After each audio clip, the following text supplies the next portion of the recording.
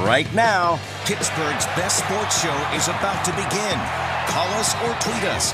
We've got things to talk about on the Nightly Sports Call. All right, Ken, thanks very much. Good evening, everyone, and welcome to a Monday night edition of the Nightly Sports Call. 412-575-2600. That's the number to call. You can tweet us tonight at KDPomp, at Ron Cook PG. Ron Cook is back from Indianapolis, Indiana, Lucas Oil Stadium, where he watched the Steelers come back and win that game yesterday. We'll start there with that conversation. We were on the air with Chris Oak and I for over an hour taking calls, and people were not happy. But the bottom line is, it's a bottom line business, and the bottom line is they're 7-2, 5-1 on the road. Ron Cook of the Post-Gazette and 93.7 The Fan, who had Ben Roethlisberger on the program today, as they always do on Tuesday on the Cook and Pony Show. Except this is Monday, Bob. We had to move it up a day early. We did. Because of the short week. I know that. It's not a Tuesday, it's a Monday. I'm all confused with this because they I had play to do Thursday night at home. Right. I had to do a Mike Tomlin show today. We normally do it on Tuesday. We did it on Monday as well. But, yes, they won. But if that were a good team, they likely would have lost because they wouldn't have been able to dig out from 17-3 down the way they were playing. They turned it around to their credit. They have guys who can do that and make plays when they have to make plays. But what is your level of concern? Well, I mean, 7-2 is what it is. They basically have the Division I already, Bob. I mean, it could come down to that New England game on December 17th here. I've said it many times. If they have to play New England at home, I like their chances. I'll take my chances against New England. If they have to go there on the road for the playoffs, not so much. The defense played horribly in the first half yesterday. The offense played horribly. They put it together when they had to and pulled out a win. And Roethlisberger keeps saying it. You know, it's a bottom line business, as you said. No style points. 5-1 on the road is very impressive. They have 5 of their last 7 games at home. You know, you like to think you can hold serve on your home field. They have to play better, though. I don't think there's anybody that would say they don't. It was encouraging to me to see Martavis Bryant get involved and make big plays, at least bigger plays than what he's made. So that's encouraging because you're going to need somebody to offset a double coverage on Antonio Brown. And the run game still, to me, hasn't been as consistent. I would like to see this week on a short week James Conner to get more play. Every time he gets in there, he does something. I mean, like a 12-yard run yesterday. One run, that's it. I mean, that's all he gets. No, I'm with you. I'd like to see him get more, too. I think every time the kid has had a chance, he's been able to deliver. But I think they worry about him pass blocking, picking up blitzes. There's more to it than just running the ball.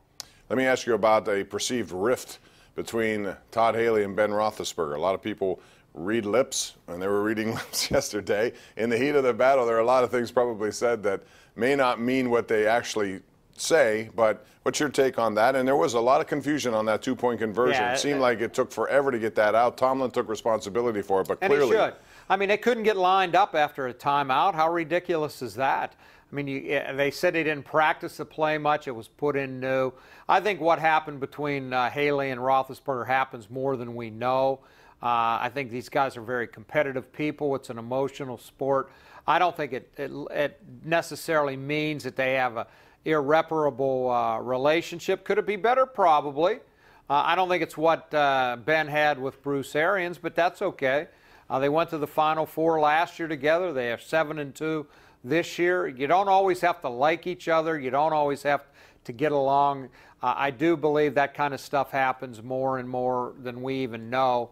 But it certainly didn't affect Ben from throwing the 2-point pass to Martavis Bryant. I thought it was his best pass of the game. He rifled that in there, and then he led him on the winning drive. So I think guys have words quite often, and we don't know it. I do.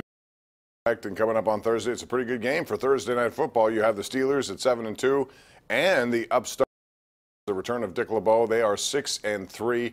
Roethlisberger also said today on the Cook and Pony Show that he hates Thursday Night Football, calls it miserable, thinks it should end. Now, I'm wondering, you know, I looked at the ratings this year, Ron. They're up on Thursday night. They've actually had some better matchups on Thursday, and I think it starts there with those games. But what is the alternative if it's not Thursday? Well, I mean, Saturday night? No, I mean, it's a great matchup this week. Tennessee, if they beat the Steelers, they'll actually be ahead of them. They'll have the same record with the tiebreaker.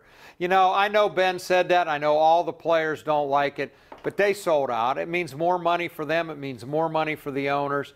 nobody likes to play on Thursday. I remember going back, and you probably had the same conversation with Jerome Bettis. He used to tell me he'd crawl out of bed in the morning to go to the bathroom on Tuesday and even into Wednesday after being beat up so much, and then let alone have to come back and play Thursday night. It's difficult. And I don't think we necessarily always see the team's best performances because of that, but there's a lot of money at stake, and you do what you got to do to make a buck.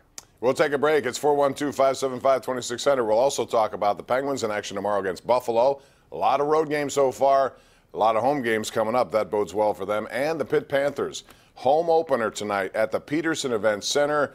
And there was some breaking news as far as something that hasn't happened before. We'll talk about that and more. We'll get your calls, 412-575-2600. We're right here live on Pittsburgh CW.